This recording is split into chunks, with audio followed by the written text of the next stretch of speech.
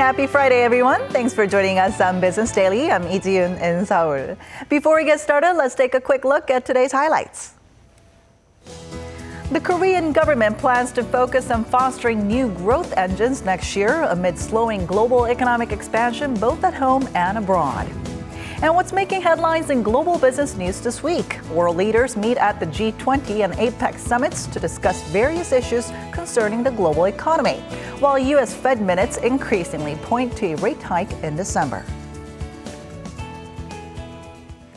The Korean government is working on its economic management plan for next year, and the finance minister says the focus will be on building new growth strategies as the country tries to get a better handle on the fast-changing economic situation. Our Kim Min-ji starts us off. Fostering new growth engines will be the focus of next year's economic management plan.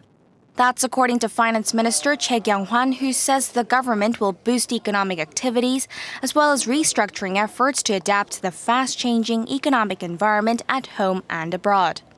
The finance chief says there's increasing uncertainty due to risks from the world's two largest economies, namely the U.S. pushing to normalize its currency policy and slowing growth in China.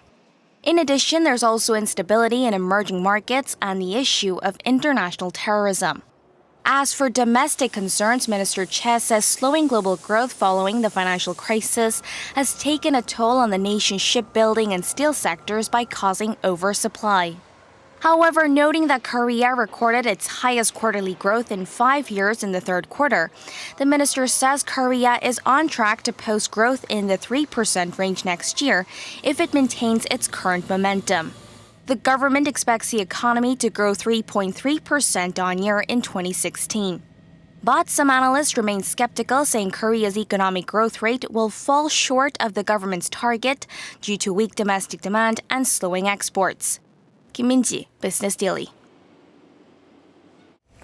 And while Korea's economy remains relatively unaffected by the recent terror attacks in Paris, caution remains over a potential U.S. rate hike and China's economic slowdown. Bank of Korea Governor Lee Ju-yeol, in a meeting with heads of local commercial banks on Friday, said the global financial market has quickly regained stability after last week's incident in France. The central bank chief said Korea needs to be wary of possible ripple effects the attacks might have on economic recovery in the Eurozone, a decline in consumer sentiment, and uncertainty surrounding the U.S. and China. He added, however, that the impact on the local economy will be mitigated by Korea's strong economic fundamentals and policy measures. Global commodity prices continue to drop throughout the third quarter, firing up concerns about growing deflationary pressure. According to the World Bank's Commodity Markets Outlook report, overall energy commodity prices for oil, natural gas, and coal fell by 17% in the July to September period compared to the previous quarter. Now, the fall was largely due to a 19% plunge in oil prices stemming from expectations of weak global demand, a continued supply glut, and prospects of increased oil exports from Iran next year. The price of non-energy commodities like metal, steel, and agricultural produce slid by 5%. The World Bank projects global commodity prices will continue on downtrend for the time being, furthering worries about deflation down the line.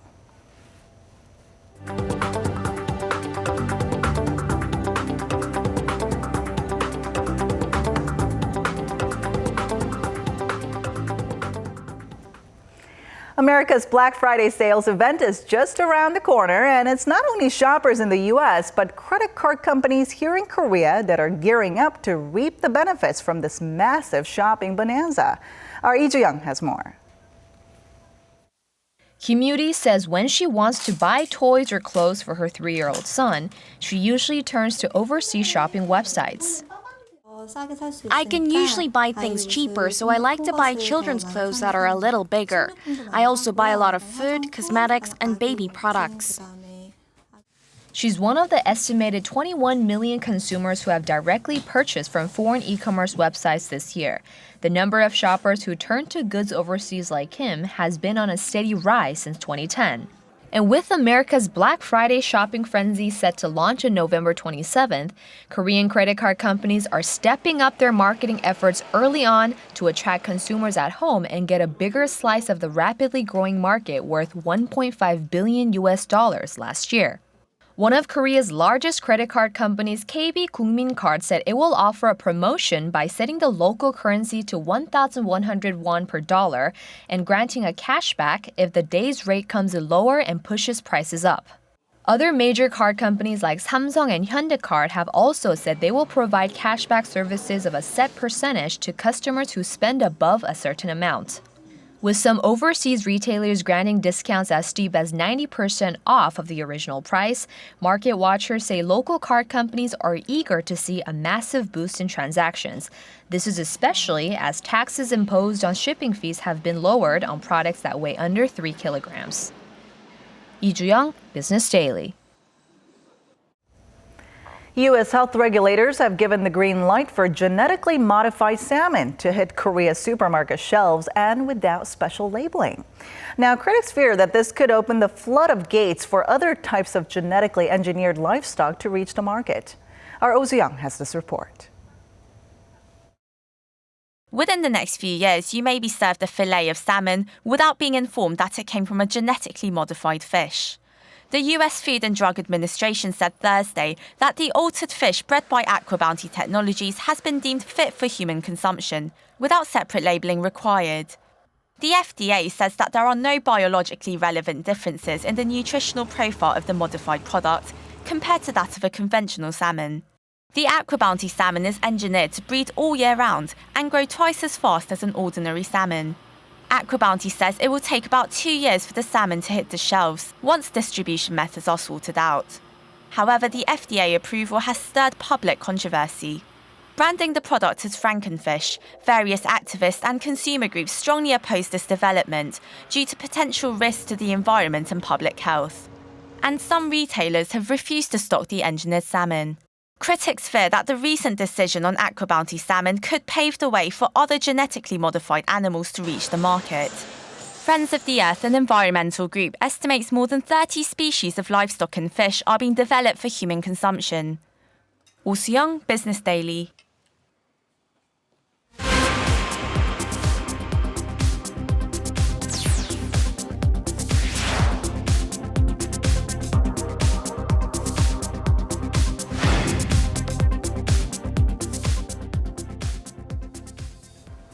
And finally, it's Friday, and that means it's time to look through some of the global business stories that made headlines this week. And for this, our Eunice Kim joins us in the studio. Hello, Eunice. Hello, June.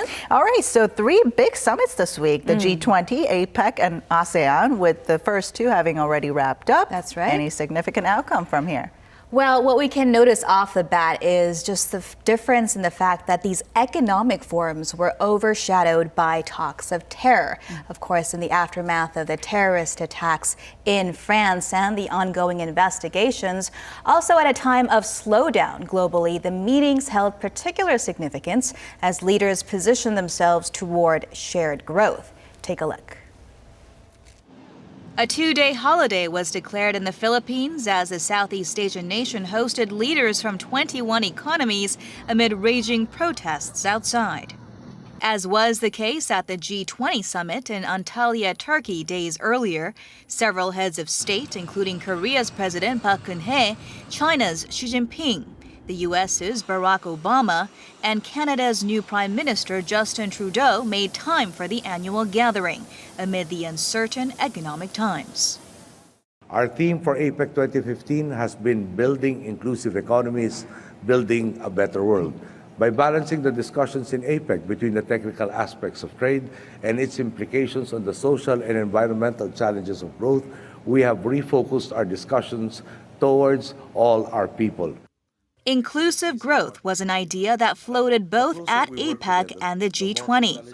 A rare 27-point communiqué out of Antalya, mentioning it 3 times in its 2-paragraph introduction. as French President François Hollande galvanized world leaders to declare war on the Islamic State group that wreaked havoc in the City of Lights.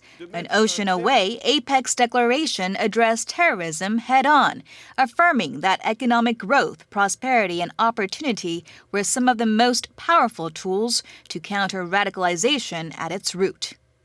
It went on to add that cutting inequality was essential to lift the brakes on economic growth and free up prosperity in the Asia-Pacific region.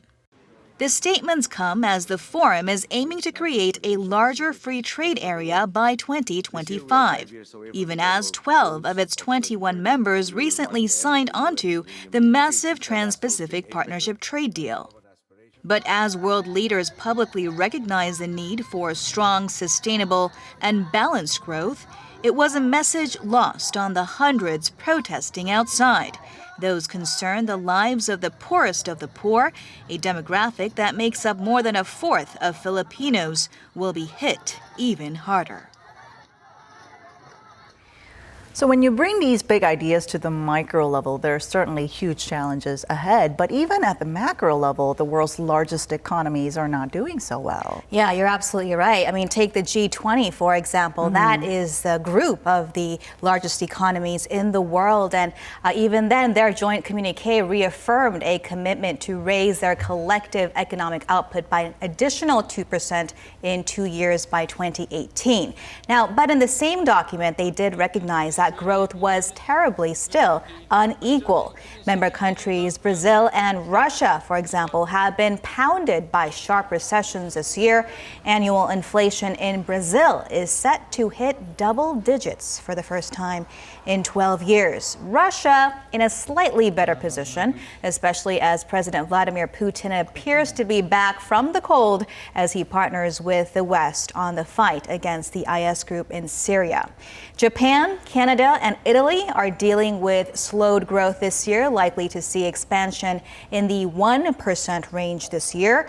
And then there's the U.S. rate hike question, of course. If and when that happens, the debt that nations hold in U.S. dollars will become heavier. Moody's recently saying particularly vulnerable will be Russia, Brazil, Turkey, and South Africa. And of course, the conversations continue at the ASEAN Plus 3 summit ongoing in Kuala Lumpur. That's right. All right, well, speaking of the U.S. Fed, its October meeting minutes were released this week, and investors reacted well to it, with the minutes pointing to a possible rate hike in December. Yes, the chances seem to be greater now, and certainly not only the U.S. stock markets, but also the U.S. dollar rallied on the back of that news. Also, stock markets here in Asia as well in the following day on Thursday, as more of that undesired uncertainty in investor speak appears to be zapped out. So what exactly did the minutes reveal? They showed most of the attending FOMC committee members felt economic conditions to warrant a rate hike have either already been met or would be met by the December meeting. Most also felt global risks, i.e. those stemming from China, had significantly dimmed. Important to keep in mind here, the opinion was forged before an October payrolls report was released, showing 271,000 jobs were added that month, boosting a picture of recovery, as that is the most number of jobs the U.S. economy added all year by month. And meanwhile, over in Japan, in an 8-1 vote, its central bank opted to keep its stimulus program unchanged despite its economy falling into a technical recession this week after dialing in a second consecutive quarter of contraction, this time at 0.8%. The timing for achieving the 2% price target has been delayed from the first half of 2016 to the second half, but this is largely due to the effect of energy price falls. Central Governor Haruhiko Kuroda told reporters while the Japanese economy faced headwinds and sluggish emerging market demand, he was optimistic it was on pace for moderate recovery amid signs of improving exports. He also encouraged companies to kick off capital expenditure and raise wages to get spending to move again.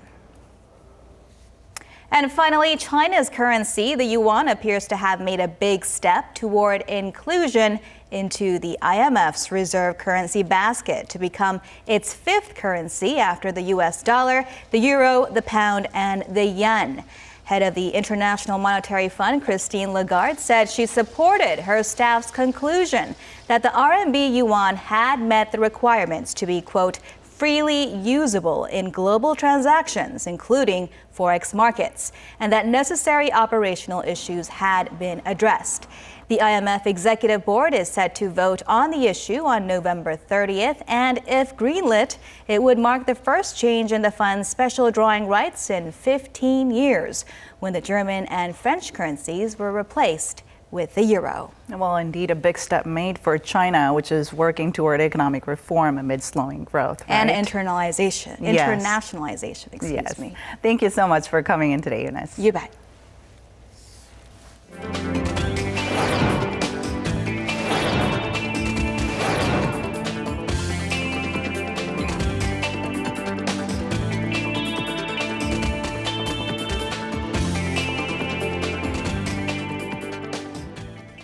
And that wraps it up for today and this week. But we'll be back next week with more, so don't forget to check back with us then. Thanks so much for watching, and see you soon.